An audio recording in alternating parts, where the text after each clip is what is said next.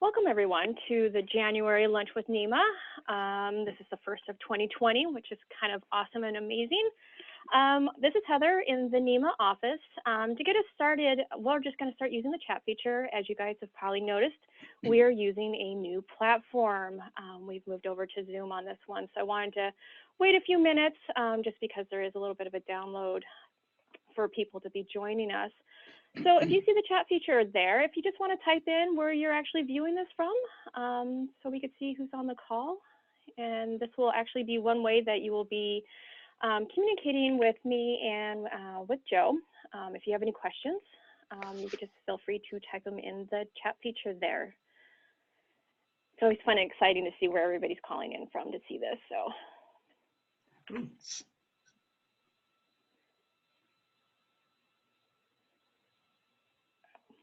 We are all over New England. This is awesome. And like prior Lunch with NEMAs, this lunch is being recorded and will be available on the NEMA website later on this afternoon. So if you have to leave a little early, or if you want to share it with some of your colleagues, it will be available there along with the PowerPoint presentation from today's meeting. And we do have a raised hand.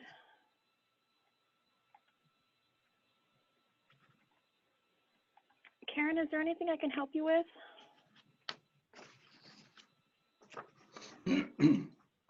Nope, okay. Wow, Mexico. That's cool. All right, so I think we're going to start. Again, this is Heather Riggs with the New England Museum Association, and this is our first Lunch with NEMA for 2020. And we will be talking to Joe April, the Director of Development at the Strawbery Banke Museum. And this is actually a very, very popular topic for an admission-focused institution. Everyone is a fundraiser. I think we've all had that opportunity to actually pitch something when talking to people outside of the museum. So Joe, I am going to push it over to you. Great. And let me stop the sharing so you can do yours.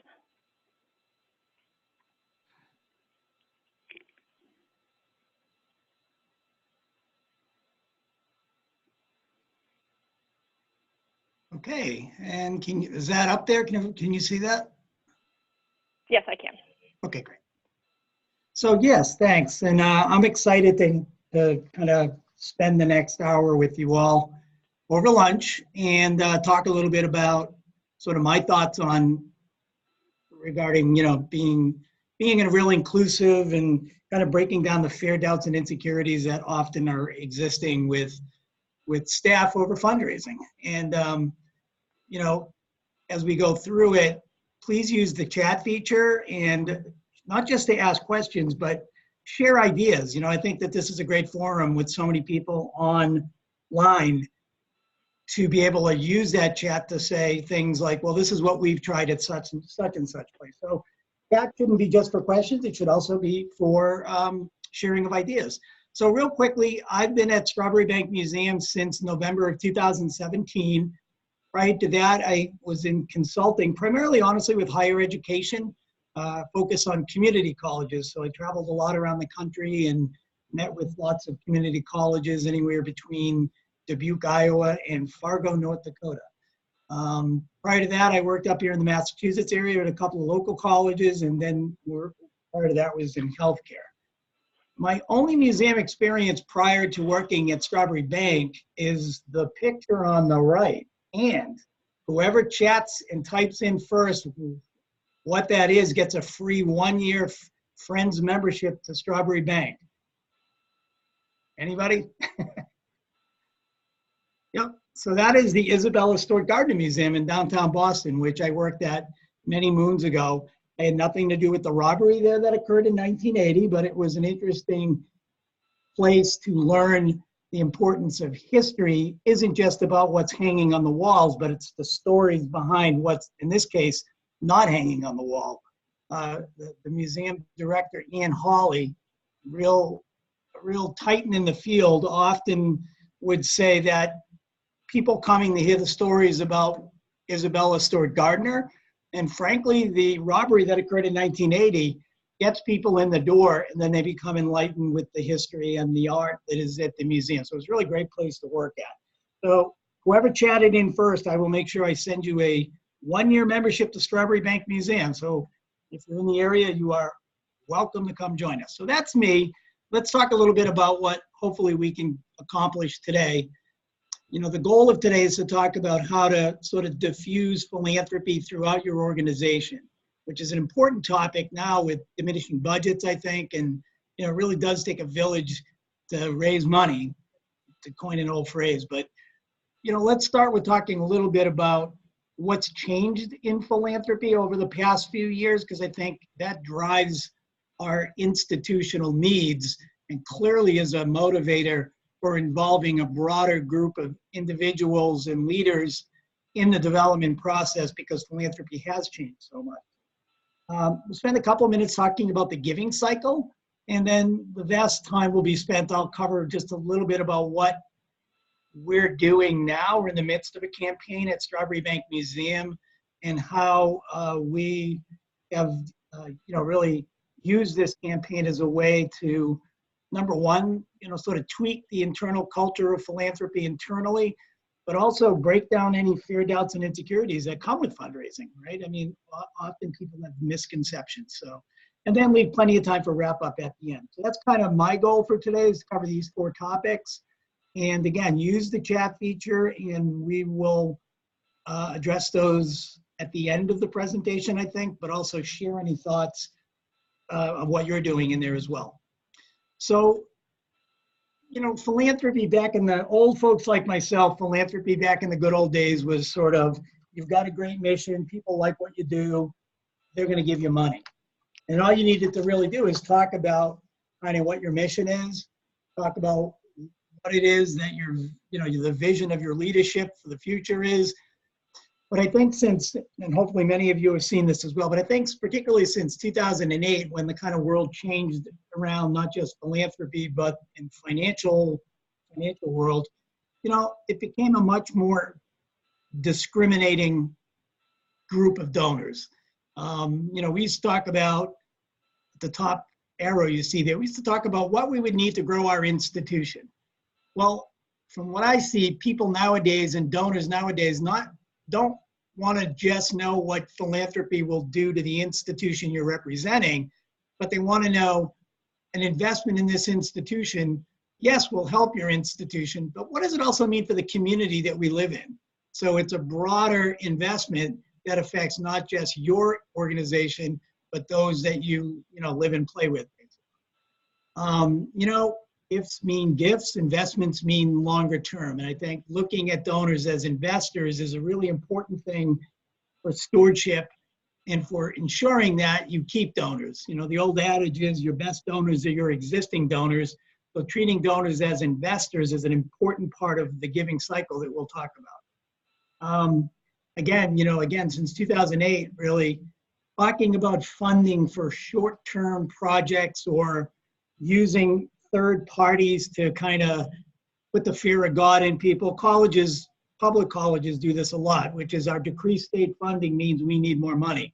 Well, I think, again, discriminating donors now don't want to know so much about why you need money to cover short-term crises. They want to know what this investment will do systemically to either grow your mission or to create a unique arm of your mission. And people want to invest in success. So the old days of, unless we get $10,000 by noon tomorrow, we're shutting our doors, doesn't work anymore. What works is talking and building off the success. It's still important to inject the sense of urgency and a need, but I think it's important to utilize the success of your organization to leverage longer term commitments and gifts. So these 4 areas, I think, have been very, very coming to the top of the mix, so to speak, particularly since 2008.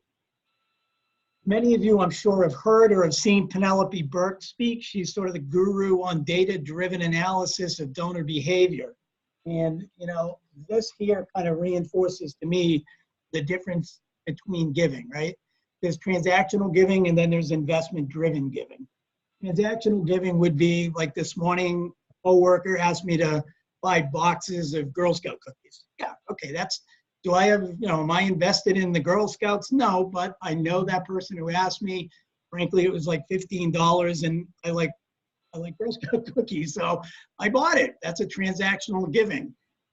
More investment is, the college I went to asked me recently to help establish a scholarship for first-generation students that are returning to college, which was me. And I knew I was benefited from a scholarship back when I did that. So for me, it took 4 or 5 discussions with their development office, and we created a gift that was a combination of cash, pledges, and a planned gift. So it took a while. It's investment, it's larger, and I'm invested. They stored me, and if I have more resources, I'll likely give more. And donor-centered fundraising, which is really the kind of bottom line of what Penelope Burke talks about, underscores that, right? And you can see the statistics on this screen. Almost half of all donors would give to a new organization if they were asked by somebody that they personally know. And almost 80% of the donors would give again if it was a personal appeal from someone they know. So this means, and we all know this, it's all about people. It's all about the person. It's all about sitting across and sharing your vision. It's all about relationships. And these statistics certainly bear that out. So when we look at, okay, what does that mean for us? Well, this is the giving cycle, and it's really these 4 stages. You got to find donors, you got to get them interested, you got to ask them for money, and you got to keep them. So when you look at sort of these stages, what does that mean? And for us today, we'll delve into specifically what does that mean for those non-development folks that are in your organization, right? What is cultivation? What does it mean to make an ask, and what is stewardship, and how do you identify donors?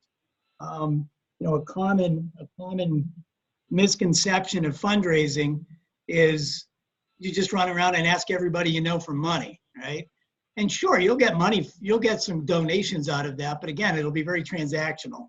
A true major gift and a true long-term donor investment involves multiple steps in each of these, and we'll go through them individually. But the old saying, you gotta go on a few dates before you get married, basically. So cultivating and identifying is an important part of it. So these are the 4 steps in the fundraising process. So I don't know about you guys, but I've had the experience on many an occasion of pulling the staff together of the institution that I'm fundraising for, getting everybody in the room and looking at anywhere between 15 to 50 really, really scared people who the last thing in the world they ever want to do is to sit across the table from somebody and ask them to make a gift. They're scared to death of it. And that has been proven over and over again in every statistical analysis done of fundraisers and other staff that are there to support fundraising. The biggest fear by far, not even anything close, is asking for money. Well, the reality of it is, done correctly, of these 4 steps, the very smallest part of this cycle is the ask, the solicitation. Again, for a true major gift ask, by the time it gets to the point where the right people are sitting at the right table, making the right ask for the right amount and for the right project, that person that's going to be asked and solicited should almost be waiting to be solicited. It's like, why didn't, I'm ready, ask me. It often involves multiple steps. It very often, as we all know, involves tweaking of written proposals. It involves many discussions to make that gift be very personal to the person that's making it. But the actual uncomfortableness of asking somebody to make a gift is the very smallest part of this process. So in many ways, the biggest fear is the least reality. We need the most help in 1, 2, and 4. And that's what I found when I came to Strawbery Banke.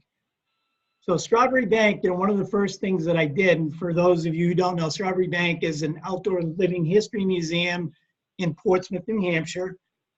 So I think it was my 2nd week there, we had a meeting of staff. We have a fairly small staff, and brought everybody in the room and asked them, share with me what the mission is from your perspective. Speak from the heart. Tell me what the mission of Strawbery Banke Museum is.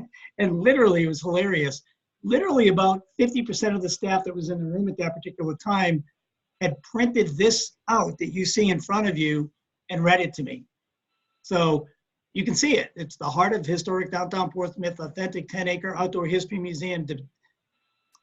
Yeah, that's what we do, but that's not really our mission. That's not our mission. And that's not what most of the people in the room believed in their hearts. I mean, that is what we do, and sure, it captures it, and that's the first page probably on our website. But that is not the true heart of our mission. So the next day I had an opportunity, as we were looking at doing the campaign that we're in, to ask one of our best stakeholders the very same question. What's the mission of Strawbery Banke Museum? And frankly, I expected the answer to be similar to what you're looking at there, because this is a volunteer, a donor, a stakeholder that has been involved with the museum for 30, 35 years. And she stopped and she looked at me and she said, well, Strawbery Banke's about community. Strawbery Banke is about the fact that where this museum is located, it was the epicenter of immigration. It was the beating heart of this community. It was the place where friends talked over fences. It was the place where people embraced each other. It was a place where differences were honored. It was a place where the Shapiro family cooked dinner for the Walsh family. In other words, it was about building community. It was about the community of that organizational structure that grew through the years and became Strawbery Banke Museum. And then she said, and it was just really an important moment for us, that's what a campaign should be about. Not so much this, which is important, but this, building community. And I'll tell you, when we then presented this to the staff, and we asked them in a different context what this meant to them as a community, it was an amazing experience. Staff have said things at that meeting that were pretty amazing in terms of stuff like, I've worked here for 40 years, and I can't imagine going anyplace else, because there's no other place I've ever been that I feel at home, not just in the hours that I work here, but in the times that I'm out in the community talking to people, because everyone appreciates Strawbery Banke Museum, again, as being the beating heart of our community. So that became our theme in our campaign, and it was an important thing for us to do at the very outset before pen had hit paper, to engage our staff in that discussion and to move them from this into that. So that became the theme of the campaign. That became the talking point for our staff, and that led us to a discussion that led to how they can help in this fundraising process. So quickly, what we're doing, I mean, this was done through a feasibility study and everything, but this is what we're raising money for. Building community meant investing in these areas. And I won't go through them all, but it was, it's very interesting to see that every single one of these has a building community theme to them. And I'll use the example right now real quickly of the Preservation Center, which is a project that we're looking to do to build a new preservation center, bricks and mortar. What we want to do in that, and this came from discussions with staff, was not just have it as the home of our preservation carpenters and our facility staff, but to create in there workspace so that the community can utilize it to do things like community outreach, or have our historic carpenter lead a session on how to restore your home, or any educational sessions that our curator, archaeologist, horticulturist will use. So our preservation center, with feedback from our staff, really became not so much a building that's going to house staff, but also a place where the seamlessness of the community can utilize it to learn more about preservation and to learn from the experts that we have. And I'll tell you, it was an enlightening moment, because immediately you could see in the eyes of our preservation carpenter and our facility staff that they have an active role in what not only this campaign will look like, but what we'll be doing in these buildings. And if you noticed, I haven't talked about dollars at all yet, and we didn't talk about dollars with staff. We talked about community. We talked about their passion. We talked about what inspires them. We talked about why the average tenure of an employee at Strawbery Banke is north of 10 years. You know, why do people stay? Because they love the mission and they feel the part of a community. So this was the campaign that born out of that after we tweaked that.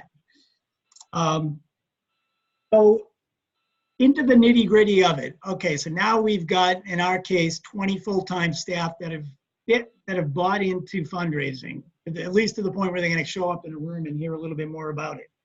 So how do they help and how do they get involved in the different stages of the giving cycle? And again, please use chat to share your ideas as we go through this, but these are just the ones that we did. So the first, as you saw on the giving cycle, the first stage in any major gift process is you can't really raise money unless you have donors, right? Or prospects. So as opposed to, I hope nobody from Razor's Edge or those really expensive database companies is on this webinar, but as opposed to blindly acknowledging that the 1A-43B rating processes of Razor's Edge NXT is infallible, we did use that. But we also use this very, very simple graph, and we use this with our staff. We also use this with our board of trustees. And it's hard to describe via this medium, but let me try. We basically looked at grouping prospects into 3 areas. And you'll notice the arrow on the left-hand side of the screen says capacity, and the arrow at the bottom says engagement. So what we wanted to do is engage in a discussion, starting with our staff, of who do we know that has the ability to make a large gift, and who do we know that really loves Strawbery Banke? And using this criteria, this was not about money. We didn't sit down and say, okay, who do we know that can give us $150,000 over 5 years? Because if we were to lead with that, immediately it becomes about money and not about grouping people into categories for a set process that we'll talk about. So this I find, and I would encourage you to use this, it's worked very well. This is a user-friendly, non-fear-driven way to get stakeholders, your staff, and frankly, your board members, to think about who we should be putting on these proverbial lists. So obviously, the nirvana of fundraising is when you find those A-level prospects.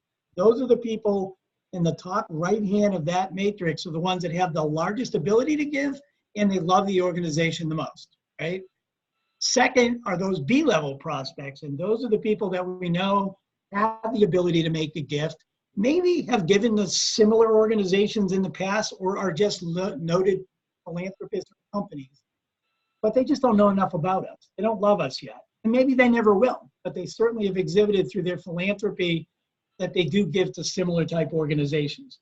And then on the C level, which is really the third group, I mean, those are people that really care about your museum and care about what your mission, but they are at that point in time just not having the capacity to make, I guess, what we call it.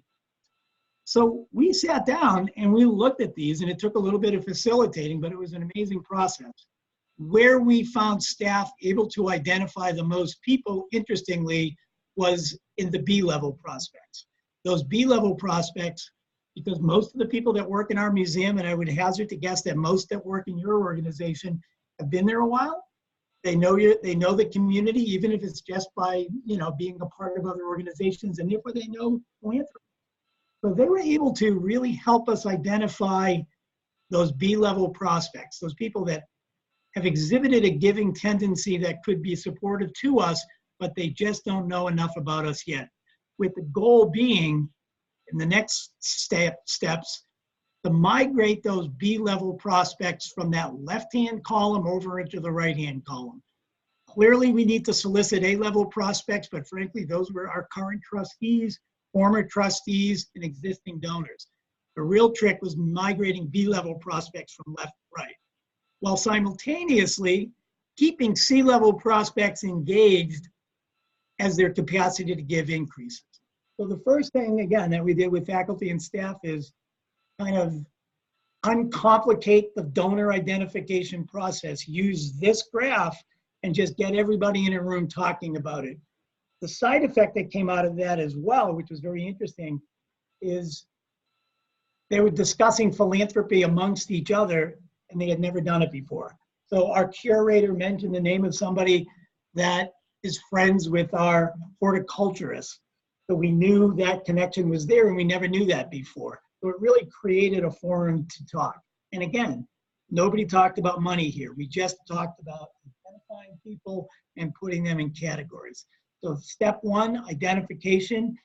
You can see on the right, who are your prospects? They're all those folks and anyone else. So that's what we did at first with staff. It was a great process. It reduced the fear a little bit, and it made it something that was easy for them to see without talking about dollars.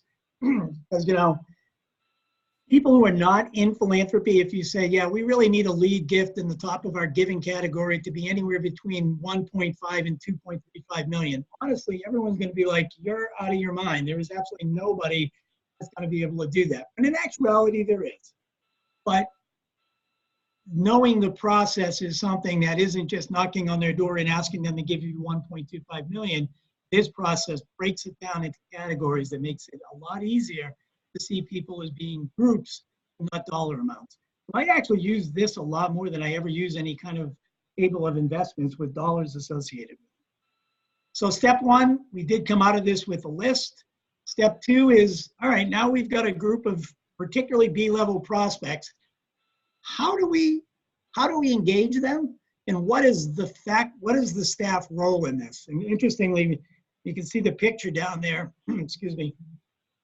One of our initiatives is to address the sea level rise, which is a big problem in Portsmouth, in that the groundwater from the ocean, frankly, is seeping up. And as you can see, that's actually puddle dock. And in this case, it really was a very large puddle. But the basements of those 3 homes that you see on the left are also flooded anywhere between 8 to 16 inches. And it's not water rushing over the foundation, it's groundwater. So that is an important part of our campaign. So what does this mean for staff? And what is cultivation? Well, cultivation is moving those B-level donors over to A and keeping those C-level donors in the game while their ability to give rises. So things that we came up with, and again, this is a great opportunity for anyone that does something differently to use this in chat. We came up with a number of things that we were going to use to try to motivate those B-level donors to move from left to right. Number one, and I think most places do this, and it's important, VIP tours with the director. You know, our director's great. He's been here forever. We all love him. He's well known in the community. You get some highly rated prospects to have a one-on-one individual tour with the director of your museum. That's a great, great start. And he'll ask for money. That's part of his job. Second, we have a great curator. She's conversational. She understands the uniqueness of that which she curates. So we haven't done this yet, but one of the things that we're doing in our next phase is just simply coffee with the curator, meaning she'll meet with people in her office, and it could be 3 people, could be 5 people, could be 10 people. And it's basically just inviting those B-level prospects over to Strawbery Banke Museum, have coffee with Elizabeth, and let Elizabeth talk about what she does. And bring down things like, hey, this is the letter that George Washington wrote to his secretary, who, by the way, lived in Portsmouth. Were you aware of that? No. Where's the house? Let me tell you about it. And let me tell you about what Strawbery Banke's role is in curating that house and that story. So the curator, she's not asking for money. She's just talking about what her passion for Strawbery Banke is, what she does, and how it affects beyond the 4 walls of Strawbery Banke. We have a great horticulture department. They always talk about farm to table. So we're utilizing some of our facilities to host farm to table lunches where we just invite those B-level prospects. When we talk about the campaign, we talk about the initiatives, absolutely. But we don't talk about, hey, everybody in this room needs to give us $10,000 or you're not going to leave the door. That's not the purpose of it. It's to move those B-level donors over to the A-level donors. And, you know, things like horticulture, that's a unique area that people like, even if they weren't involved with Strawbery Banke, is a great way to get them to the table, pun intended, and get them engaged. And again, nothing about money. This is our horticulturist talking from the heart about how much he loves using natural foods to go from farm to table and what that means to him. Rodney is our staff person that oversees the Sea Level Rise Initiative. And he does some really great things with sea level rise, like, hey, if there's anybody that would love to get in the basements of any of these 3 buildings, let me show you what sea level rise means to historic structures. And literally, he gets down in the basements of these buildings with some of these prospects, and they love it. It engages them in discussion. Well, how are you going to fix this, Rodney? And Rodney's an expert at this, so he talks through it. And guess what?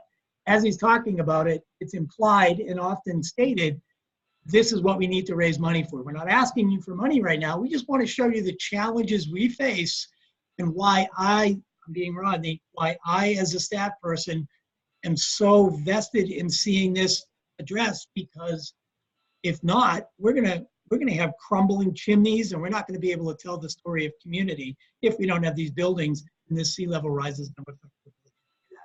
So you can engage, and I'm sure you already do this, but look at the unique things you're raising money for and involve your staff to talk not about money, but about what they do and why they do it, and encourage them more than anything to speak from the heart.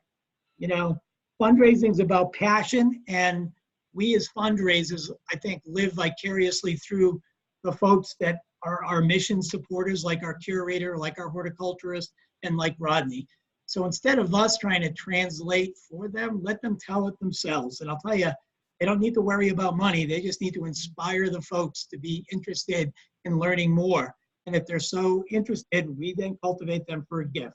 So cultivation is a critical piece of the pie that your staff can do, particularly within the areas that they oversee. Again, so the smallest part of that giving cycle is the solicitation. And often I'll ask a staff person for the area to join me or the volunteer on a solicitation. And I tell them ahead of time, they're not there to make the ask. They're there to answer questions.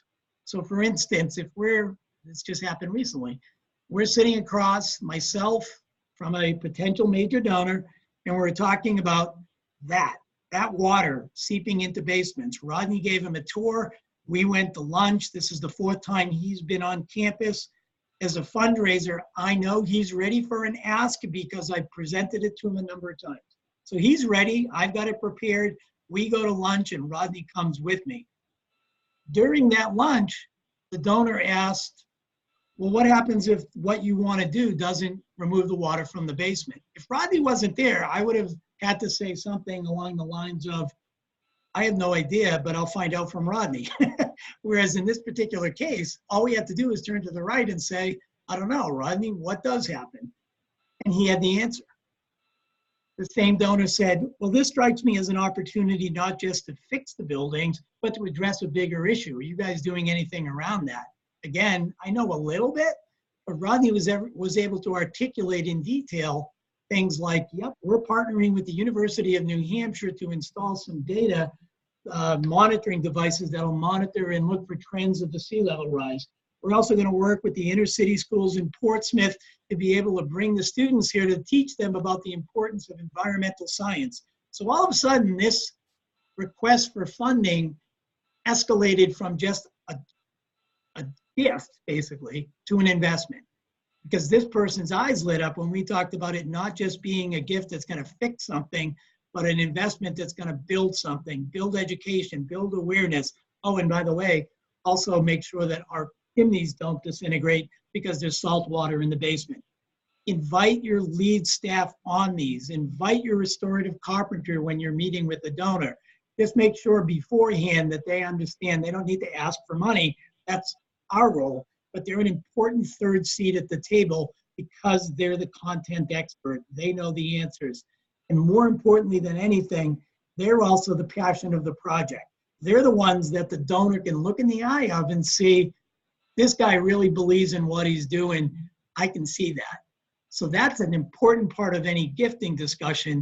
And Rodney doesn't ask for money. He just shares why he does what he does, what's he going to do about it, and why it's important. And incidentally, Rodney's worked at the museum for, 35 years. So a great question is, why have you worked here so long, Rodney? Man, that's a walking, talking case for support. So your staff, I am absolutely sure, because the folks I work with are passionate supporters. They're joyful about what they do. They love what they do. And our donors want to see that because they want to invest not just in a project, but in hopes and aspirations. And no better people to talk about that than the people that are your mission-focused entities within your organization. So now we've identified a donor, we've cultivated the donor, they've given a gift. Now what? Stewardship. So I have one, Joe, this is Heather. I have one quick question. Sure. Earlier on, did you refer to your staff members as mission supporter? I just Yes. have a clarifying question. So Martin, I hope that answers your question. Yes, they are mission supporters. Okay, that's it. And if you guys do have any questions, go ahead and type them in the chat feature. So we can either ask them as we go along or at the end of the presentation. Right, yeah, and I can't see the chat feature, so just interrupt me if there's one that comes up like that. Yep, I will. You know, just to kind of extrapolate on that a little bit, they were mission supporters, but I don't think they knew they were mission supporters. They were just kind of doing what they do. And I think as the center of the spoke of the wheel, fundraising is a way to get everyone seeing their role in advancing the mission. They don't see that as fundraising normally out of the gate, but it is. Right? You can't raise money without a mission. No mission, no money, no mission, and no mission, no money. So they didn't know it at first, but they certainly have been critical and will continue to be critical. So again, now we've got our donors. What do we do next? Well, very, very important, obviously, to even for those A-level donors, you know, there's no guarantee your donors are going to remain your donors for life. You got to express to them the importance of what they've done, show them value, and get them involved. So stewardship just means exactly as it sounds, you know, keeping donors understanding and supportive of the mission. So what do you do in that? You know, I love that picture over on the left. You know, traditionally, sure, let's have a soft opening ribbon cutting. Let's get one of those proclamations from the city of Portsmouth with all the therefore, there are kind of things. Let's get plaques, put names. Yeah, those are important. But you know what? Everybody does that. We're museums. You can touch and feel and move things. Get things outside the box. Do things, and the only way you can do this is by knowing your donors and what they like. But some of the things that we're looking to do is outside the box. You know, we have role players. Let's have a lunch with the role players. Let's have our role players have lunch with some of our donors, particularly those that have invested in a particular time frame via their gift to a home.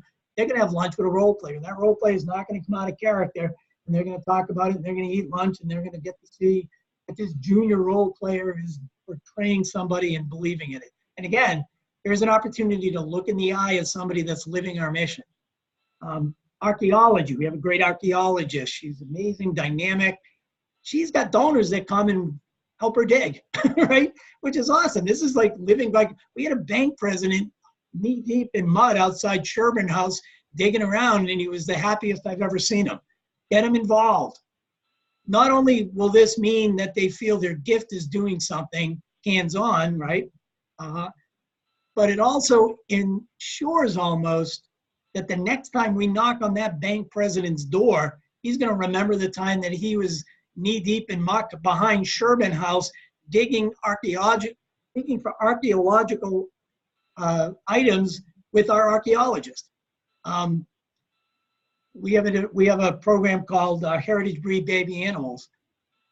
You know, we're not supposed to touch them, but sometimes we have behind-the-scenes opportunities for our donors of baby animals to talk to the breeders, to, you know, get a little bit more than they would just showing up for the ribbon cutting and walking through the exhibit.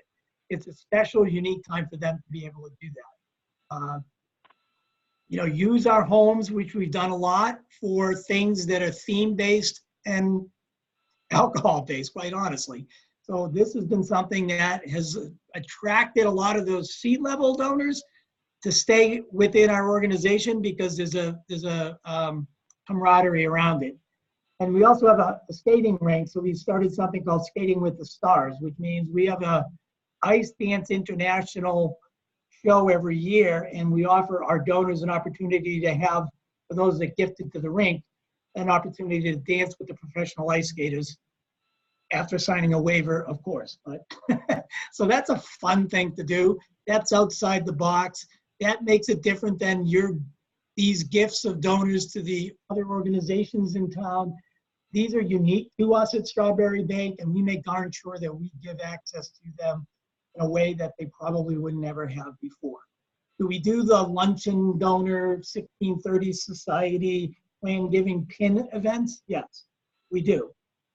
But everybody does those. Do the things that are outside the box, and guess what? Involve your staff in these, your role players, your education department, your archaeologist, your curator, your horticulturist.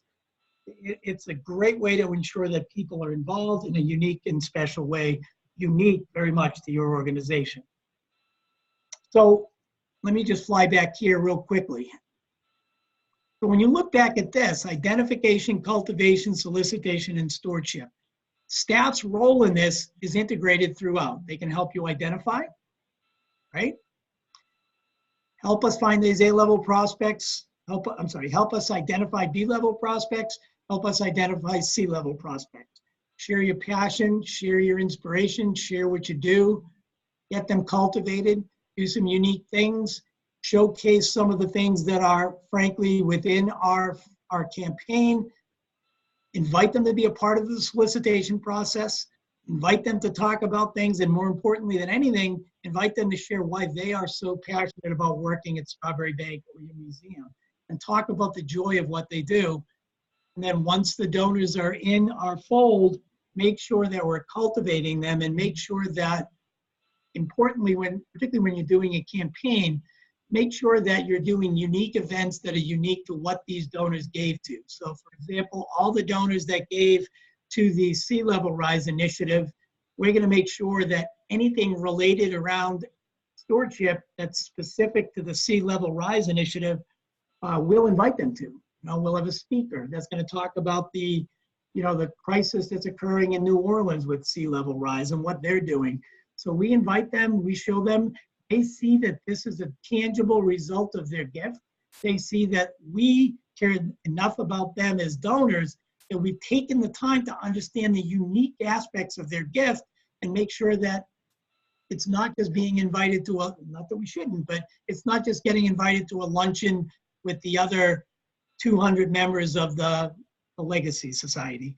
It's those that gave to a particular area, a stewardship activity that's particular to that area. Whoops. So we have a lot of time left. So, that's my story. It's, as my mother would say, it ain't rocket science. But what it does, and the most important thing that I would say is, it's incumbent upon us as the fundraising leaders to reduce the preconceptions of fundraising. Fundraising is not about asking for money, it's about creating partnership. Not about closing the deal, it's about inviting stakeholders to learn more about your organization. It's not about, you read the fundraising books, don't leave the pledge card, make sure you ask. Yeah, but you know what? It's all about just talking to people about what's unique about your organization, and who better to do that than those that are doing it. Your education department, your curator, your archaeologist, your Rodney, your staff that do work on a daily basis. They showcase in the living embodiment of the mission. So I'm early, but that's kind of my thoughts. I don't know, are there questions in the chat room that we can discuss? Yep, we do have one question. So if you guys do have any questions, go ahead and type them in the chat feature there. So do you actually do any prep work with the staff before they go and meet donors or potential donors? Yeah, great question. I do. And I'll be honest, I used to overdo it, and I would put together a solicitor's guide, like 9 pages of, if they say this, you say that. If they look this way, you look. That sounds scary. It's very scary, and it was reinforcing the very fear they walked in the room with. So quickly I pulled that, and basically what I say to them is just, look, honestly, I don't want you asking for money. That's not your role, and that's not something that I'm sure you're comfortable doing. But what I would love for you to do is to talk about why you work here. Talk about some things that occur. Talk about, I had a meeting with the education department. They are a treasure trove of stories where school groups say things like, I've never seen a house like this. I thought history was boring. Now I think it rocks. I tell that stories to donors, but you have to tease it out of them. And I don't do that. I used to do that with, like, here's your guide of what you need to do. Now I just have a discussion with kind of let them know that share from the heart, share their stories, prepare, because they're going to ask you, tell me what you do, why you do it, and give me an example of something that inspired you, and go from there. It's sometimes second nature, and it's what motivates our staff, but it's not something that they think about on a regular basis to share with fundraisers. Let me do a quick example from my time working at a college. I work with a lot of community colleges where alumni are not the big donors, honestly, just because of the ages of community colleges. But I was presenting to some faculty, and faculty are notoriously non-supporters of fundraising. But I asked one faculty member at this particular community college if she's ever changed lives. And she just lit up. She goes, of course I have. I have been teaching here for 30 years. And for 30 years, I've had students who were told all their lives they weren't smart enough to go to college. They come to our community college. I inspire them. They move on. They graduate. They cry. And I see them all the time in the community. So then I said, well, when you see a donor, when you see an alum, say in the grocery store, what do they do? And she's like, well, they come up to me and they say, thank you, Mrs. Caldwell. You inspired me in your class. Now I'm an entrepreneur and I just sold my company for $2 billion. And it's all because of you. So then I asked the faculty member, well, what did you do after that person told you that in the Isle of Demoulas? And she said, well, I cried. And then I went to my car and I cried some more and realized how grateful I am to work at this school. I went home, I told my husband, we went out to dinner, and I cried some more. And I'm like, okay, so did you call the president of the college and say you met a person whose life was changed by the college and by your class, and they just sold their company for $1 billion? And she looked at me like I just spoke ancient Aramaic. And she's like, why would I do that? So I think what I've learned is these moments of miracles are happening, but it's incumbent upon us to tease it out of our staff. The only way to do that is by really sitting down and talking to them and getting them to understand the importance of us knowing those things, knowing to connect the dots. Okay, I do have another question. It goes actually 2 questions on this one. We do have a lot of smaller organizations on today's webinar, and the question came up basically is more or less, how do you empower your trustees to be ambassadors? Or if you're a smaller organization, how do you empower your volunteers to help with this? Yeah, great question. Honestly, I would, well, a very similar process, except there's a difference in that, and I would say this to your volunteers and to your board, you can't ask for money unless you give money. That's an important thing. And I think that should be part of any organizational expectations, regardless of your size. But often I find that smaller organizations, or any organization, inherit sometimes boards where the culture of giving isn't the expectation going in.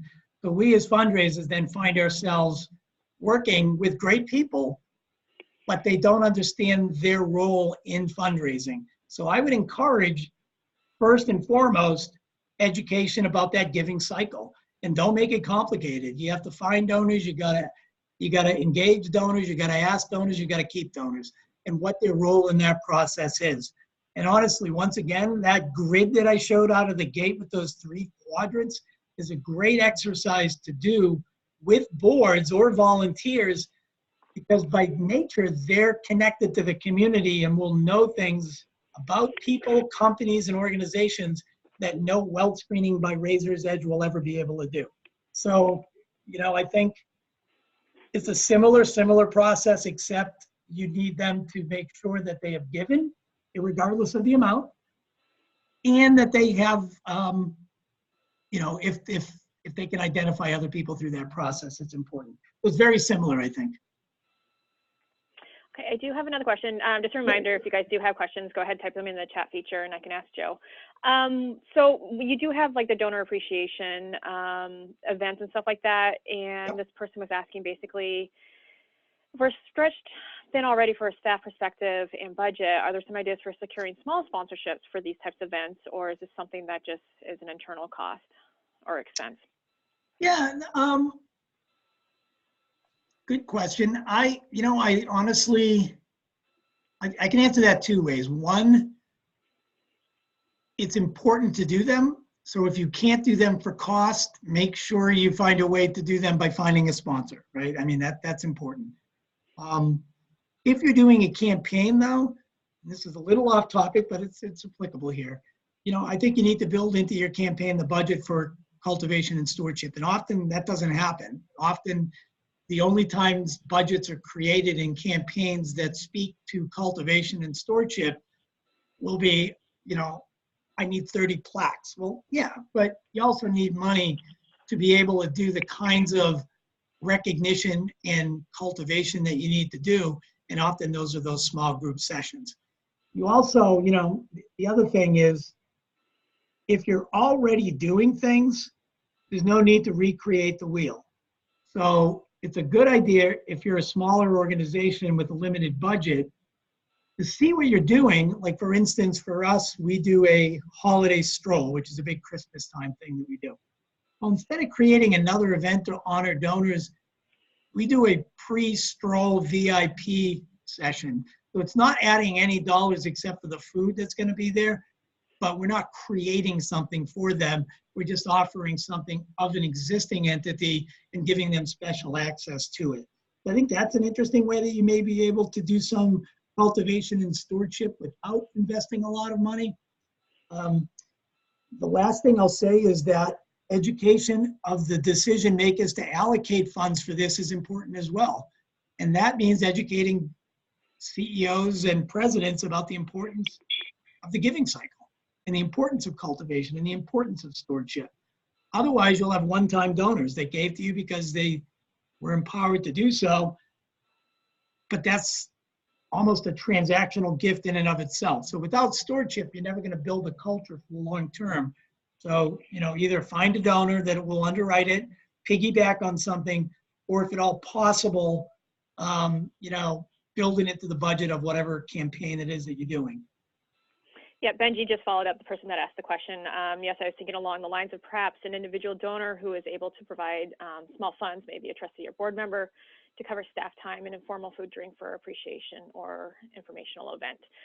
So I do have a couple other questions that have come in. This one, because you're talking about the giving and part of that, and you guys are definitely under a big giant capital campaign. What does it look like to be ready for a capital campaign? Is it making sure you can populate a giving pyramid and undertaking a feasibility study?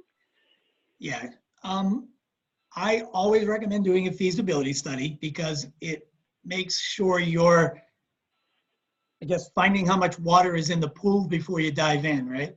So hiring an outside firm to do a feasibility study will let you know what the market will bear. That's an important thing. That being said, you also need to do an internal assessment. And it is, you know, what do you need to know if you're going to do a campaign? Well, are your projects meaningful and are they impactful? Right? Are they things that are compelling? How are these projects identified? That's an important one, right? Was this part of a strategic plan? So I think before you enter into or think about doing a campaign, you have to identify, have you as an organization internally done a needs analysis to identify where the future is for your organization and the community and what funding needs exist in order to do it. And then number two, hire, I know it's an expense, but it's an important one. Hire a consulting firm to go out and do a feasibility study.